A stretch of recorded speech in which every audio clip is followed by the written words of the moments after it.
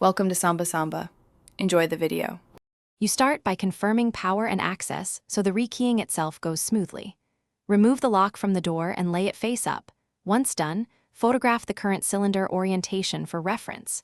Use the correct driver to remove the mounting screws and the battery pack. Make sure to keep screws in order. You need the key code or original key for wafer alignment.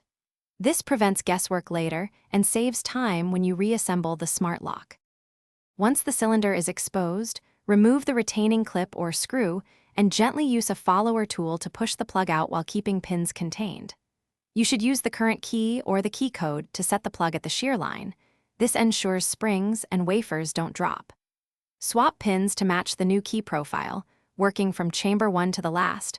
Organize pins in a labeled tray to avoid mistakes. Take your time here, because pin order is critical. After pinning, reinsert the plug and secure the retaining clip, then reassemble the lock body and reinstall the battery pack. Once done, restore the lock to the door.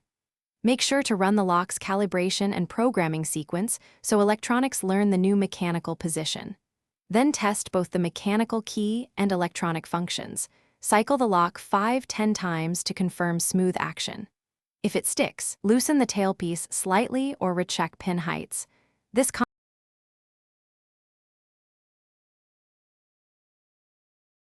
Thanks for watching.